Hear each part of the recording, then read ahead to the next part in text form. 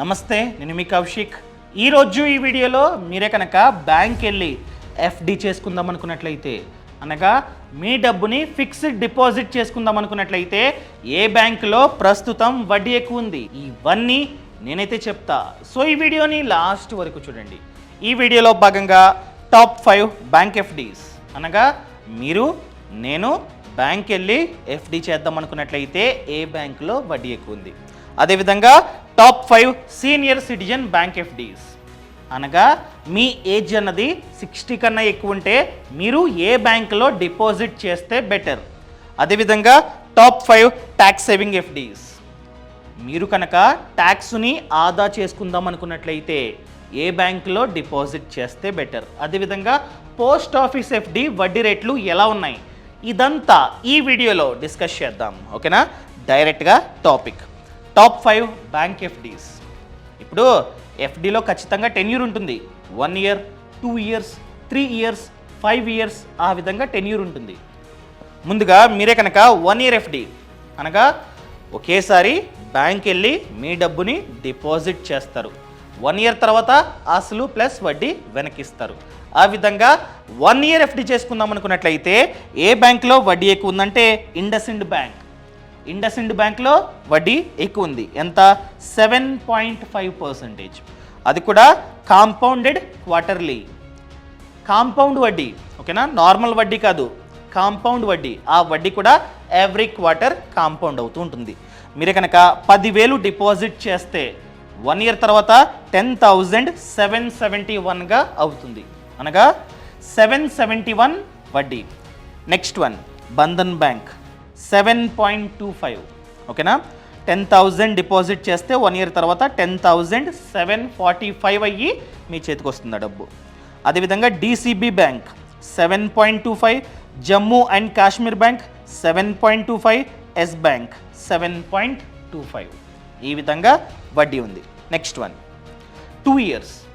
ఇప్పుడు వరకు 1 year FD గురించి మాట్లాడుకున్నాం. ఇప్పుడు 2 ఇయర్ ఎఫ్డి. సో 1 ఇయర్కి, 2 ఇయర్స్కి, 10 ఇయర్స్కి, 5 ఇయర్స్కి డిఫరెంట్గా వడ్డీ ఉంటుంది. నెక్స్ట్ వన్ 2 ఇయర్స్కి డిసిబి బ్యాంక్ వడ్డీ వచ్చేసి 8%, IndusInd bank 7.75, AU small finance bank 7.5, IDFC first bank 7.5, yes bank 7.5.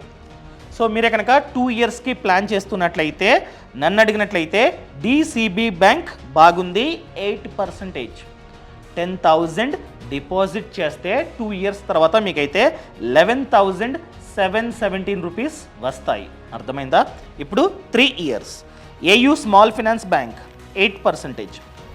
మనం కనుక 10,000 డిపాజిట్ చేస్తే 3 ఇయర్స్ తర్వాత 12,682 రూపీస్ మనకైతే వస్తాయి.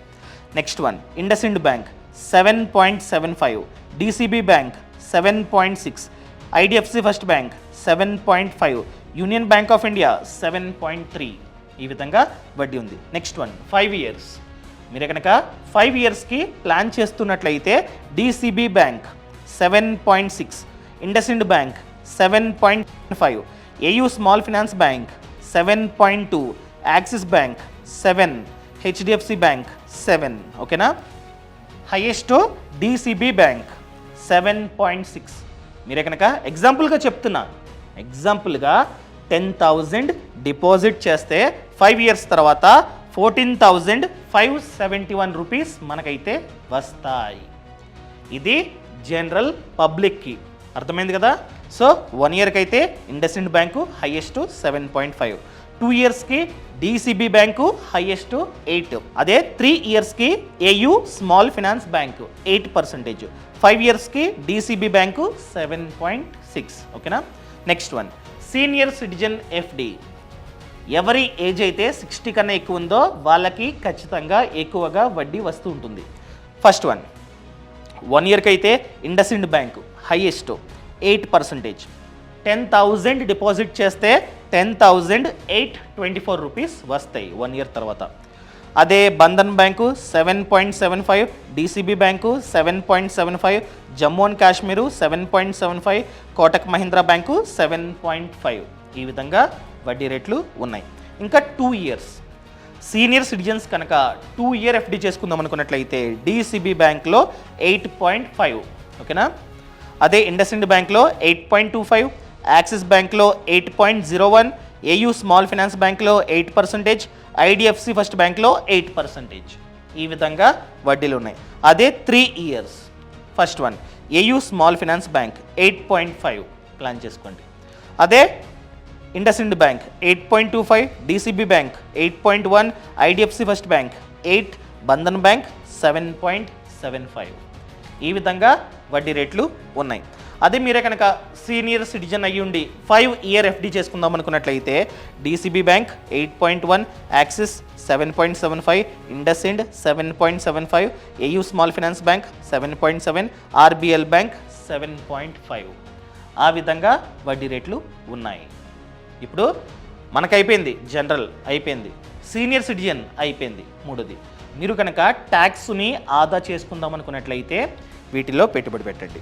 ఫస్ట్ వన్, ఇప్పుడు ట్యాక్స్ సేవింగ్ ఎఫ్డి అంటే 5 ఇయర్ ఎఫ్డీనే ట్యాక్స్ సేవింగ్ ఎఫ్డి అంటారు. డిఫరెంట్ కాదు, రెండు ఒకటే. మనమే కనుక 5 ఇయర్స్కి ప్లాన్ చేసుకుందాం అనుకున్నట్లయితే మాత్రమే సెక్షన్ 80C వర్తిస్తుంది. అర్థమైందా? సో మనం ఎంతైతే డబ్బుని డిపాజిట్ చేస్తున్నామో ఆ ఇయర్లో 1,50,000 వరకు సెక్షన్ 80C వర్తిస్తుంది, ట్యాక్స్ బెనిఫిట్, ఓకేనా. డిసిబి బ్యాంక్ ఎలాగో 5 ఇయర్స్ కాబట్టి డిసిబి బ్యాంక్ 7.6. మనం కనుక 10,000 డిపాజిట్ చేస్తే 5 ఇయర్స్ తర్వాత 14,571 రూపీస్ వెనక్కి వస్తాయి. Clear? Next one IndusInd bank 7.25, AU small finance bank 7.2, axis bank 7, IDFC first bank 7. ఇంకా నెక్స్ట్ వన్ పోస్ట్ ఆఫీస్. మీరు కనుక మీ డబ్బుని పోస్ట్ ఆఫీస్లో డిపాజిట్ చేస్తే సేఫ్. ఎందుకంటే పోస్ట్ ఆఫీస్ అన్నది గవర్నమెంట్ ఆర్గనైజేషన్, ఓకేనా. సో పోస్ట్ ఆఫీస్లో 1 ఇయర్ టైం డిపాజిట్కి 6.6%. అర్థమైందా? ఇప్పుడు ఇంతకుముందు మాట్లాడుకున్నాం, అక్కడ 1 ఇయర్కి 7.5 హైయెస్ట్ ఇండస్ఇండ్ బ్యాంకు. పోస్ట్ ఆఫీస్లో 1 ఇయర్కి 6.6, 2 ఇయర్స్కి 6.8. ఇంతకుముందు మాట్లాడుకున్నాం 2 ఇయర్స్కి హైయెస్ట్ డిసిబి బ్యాంకు 8%, కానీ ఇక్కడ పోస్ట్ ఆఫీస్లో 6.8.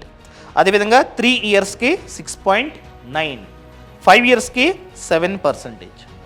ఇది పోస్ట్ ఆఫీస్ ఎఫ్డి వడ్డీ రేట్లు. మీరు అడగొచ్చు, పోస్ట్ ఆఫీసే బెటర్ కదండి.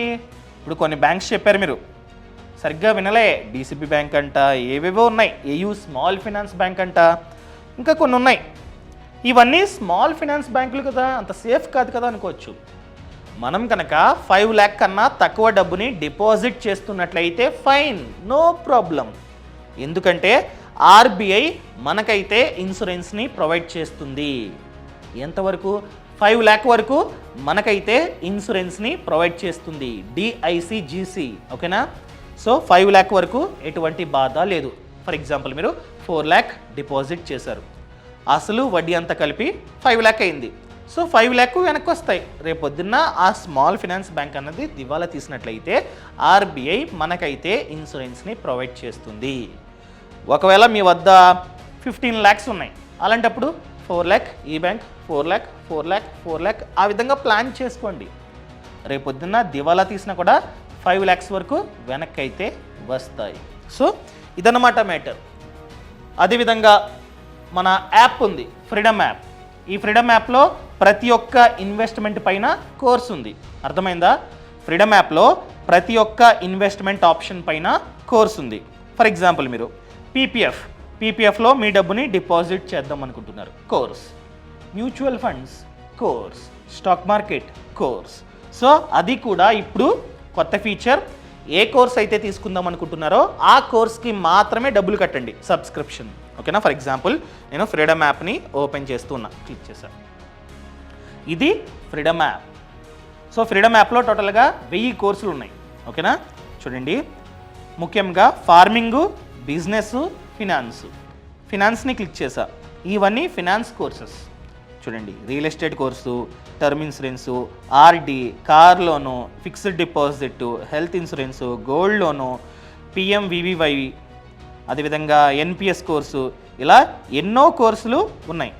మీకు కావాల్సింది ఫర్ ఎగ్జాంపుల్ ఫిక్స్డ్ డిపాజిట్ కదా, ఫిక్స్డ్ డిపాజిట్ కోర్స్. సో ఈ కోర్స్ ఎంతంటే 599. అర్థమైందా? యాక్చువల్గా 1172, కానీ మీకు 49% డిస్కౌంట్తో 599కే ఈ కోర్స్ అన్నది అందుబాటులో ఉంది. మీరే కనుక ఈ కోర్స్ని తీసుకుంటే లైఫ్ లాంగ్ వ్యాలిడిటీతో ఈ కోర్స్ అన్నది వస్తుంది. లైఫ్ లాంగ్ మీరైతే ఈ కోర్స్ని చూడొచ్చు అనమాట. చూడండి, టేకు చెట్ల సాగు ఫార్మింగ్, ఎవరైతే రైతన్న సక్సెస్ అయ్యారో ఆ రైతన్నే మీకు ఎక్స్ప్లెయిన్ చేస్తారు. 399 అంతే, 399. అదేవిధంగా గోల్డ్ లోన్, మీరు గోల్డ్ లోన్ తీసుకుందాం అనుకుంటున్నారు, సో కేవలం 599 రూపీస్. చూస్తున్నారా? సో ఈ విధంగా చాలా తక్కువ ప్రైజెస్కే మనకి నచ్చిన కోర్సెస్ మనం తీసుకోవచ్చు. ఇప్పుడు బిజినెస్ ఉంది, ప్రతి ఒక్క వ్యాపారం పైన కోర్సు ఉంటుంది. ఫర్ ఎగ్జాంపుల్ మీరు వాటర్ ప్లాంట్ బిజినెస్ని స్టార్ట్ చేద్దాం అనుకుంటున్నారు, ఎవరైతే ఆ బిజినెస్లో సక్సెస్ అయ్యారో వాళ్ళే ఎక్స్ప్లెయిన్ చేస్తారనమాట. ఎంత? 599. ఓన్లీ ఈ కోర్స్నే మనం తీసుకోవచ్చు అనమాట.